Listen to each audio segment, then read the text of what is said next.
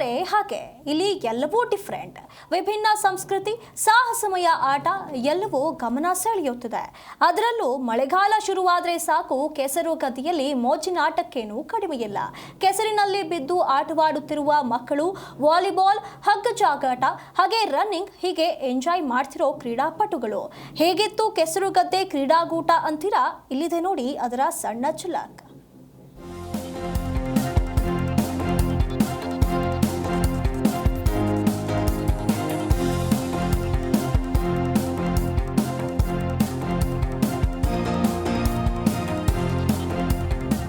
ಗದ್ದೆ ಮಧ್ಯೆ ಕೆಸರಿನ ಕುಳಿ, ಕೆಸರಿನಲ್ಲಿ ಬಿದ್ದು ಎಂಜಾಯ್ ಮಾಡ್ತಾ ಇರೋ ಜನತೆ, ವಾಲಿಬಾಲ್, ಥ್ರೋಬಾಲ್ನಲ್ಲಿ ಮಿಂದೆದ್ದ ಯುವಕ ಯುವತಿಯರು, ಮೈನವಿರೇಳಿಸಿದ ಪುರುಷರ ಹಗ್ಗ ಜಗ್ಗಾಟ, ಸಖತ್ ಥ್ರಿಲ್ ನೀಡಿದ ರಾಜ್ಯ ಮಟ್ಟದ ಕೆಸರು ಗದ್ದೆ ಕ್ರೀಡಾಕೂಟ.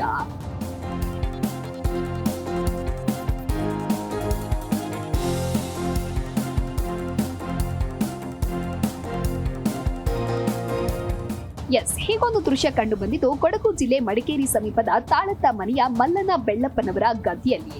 ಫಾರ್ಮರ್ಸ್ ಕ್ಲಬ್ ತಾಳತ್ತ ಮನೆ ಇವರ ಸಹಯೋಗದಲ್ಲಿ 2ನೇ ವರ್ಷದ ಕೆಸರು ಗದ್ದೆ ಕ್ರೀಡಾಕೂಟ ಆಯೋಜನೆಗೊಂಡಿದ್ದು, ಕ್ರೀಡಾಕೂಟ ಆಹ್ವಾನಿತ ಸುಮಾರು 20ಕ್ಕೂ ಹೆಚ್ಚು ತಂಡಗಳು ಕ್ರೀಡಾಕೂಟದಲ್ಲಿ ಭಾಗವಹಿಸಿದ್ದು ವಿಶೇಷವಾಗಿತ್ತು. ಗ್ರಾಮೀಣ ಕ್ರೀಡೆಗಳ ಬಗ್ಗೆ ಆಸಕ್ತಿ ಮೂಡಿಸುವ ಉದ್ದೇಶ ಮತ್ತು ಕ್ರೀಡೆಗಳನ್ನು ಉಳಿಸುವ ದೃಷ್ಟಿಯಿಂದ ಕ್ರೀಡಾಕೂಟವನ್ನ ಆಯೋಜಿಸಿದ್ರು. ಫಾರ್ಮರ್ಸ್ ಕ್ಲಬ್ ವತಿಯಿಂದ ನಾವು ದ್ವಿತೀಯ ವರ್ಷದ ಕೆಸರುಗದ್ದೆ ಗ್ರಾಮೀಣ ಕ್ರೀಡಾಕೂಟ ನಡೆಸ್ತಿದ್ದೀವಿ. ನಾವು ಈ ಸಲ ಮಲ್ಲನ ಬೆಳ್ಳಪ್ಪನವರ ಗದ್ದೆಯಲ್ಲಿ ನಡೆಸ್ತಿದ್ದೀವಿ. ನಾವು ಈ ಸಲ district level tug of war ನಡೆಸಿದ್ದೀವಿ. ಹಾಗೆ ಇನ್ವೈಟೆಡ್ ಟೀಮ್ ವಾಲಿಬಾಲು, ಹಾಗೆ ಇನ್ವೈಟೆಡ್ ಟೀಮ್ ಥ್ರೋಬಾಲು ಮತ್ತು ಕ್ರಿಕೆಟನ್ನು ನಡೆಸ್ತಾ ಇದ್ದೀವಿ. ಇನ್ನು 16 ಟೀಮ್ ಬಂದಿತ್ತು. ಟಗ್ ಆಫ್ ವಾರಿಗೆ ಒಂದು 10 ಟೀಮ್ಸ್ ಬಂದಿತ್ತು. ಮತ್ತು ಥ್ರೋಬಾಲಿಗೆ ಬಂದ್ಬಿಟ್ಟು 8 ಟೀಮ್ಸ್ ಬಂದಿತ್ತು. ಕ್ರಿಕೆಟಿಗೆ 8 ಟೀಮ್ ಬಂದಿದೆ. ಅದೆಲ್ಲ ಇನ್ವೈಟೆಡ್ ಟೀಮ್ಸು ನಾವು ಕರೆಸಿರೋದು. ನಮ್ಮ ಲೋಕಲ್ ಪಂಚಾಯತಿ ಲೆವೆಲಲ್ಲಿ ನಾವು ಮ್ಯಾಚ್ ನಡೆಸಿದ್ದೀವಿ. ಮಕ್ಕಳು ಮತ್ತು ಹಾಗೆ ನಮ್ಮ ಊರಿನ ನಾಗರಿಕರೆಲ್ಲ ಬಂದ್ಬಿಟ್ಟು ನಮಗೆ ತುಂಬ ಸಪೋರ್ಟಿವ್ ಮಾಡಿಬಿಟ್ಟು ಟೂರ್ನಮೆಂಟ್ ನಡೆಸೋಕ್ಕೆ ತುಂಬ ಹೆಲ್ಪ್ ಮಾಡಿದ್ರು.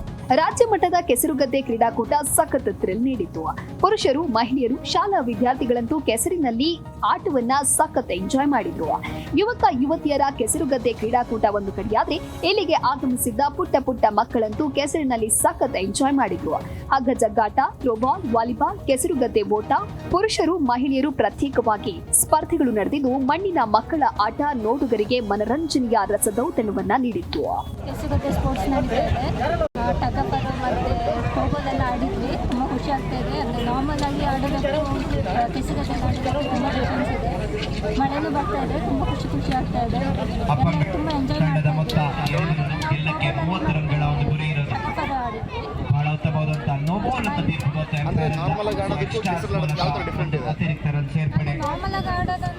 ತಂಡದ ಮೊತ್ತ 3.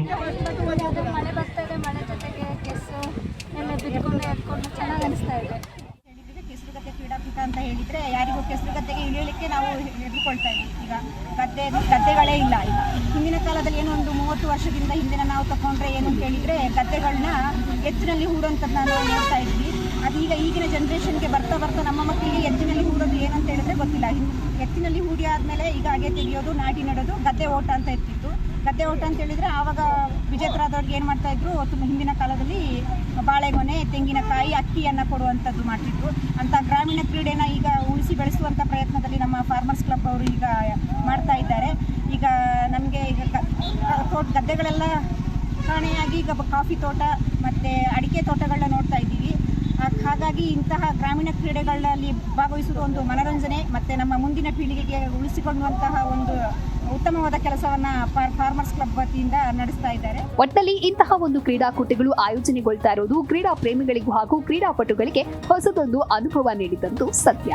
ಲೋಹಿತ್, ಜಿಕರ್ಣಾ ನ್ಯೂಸ್, ಮಡಿಕೇರಿ.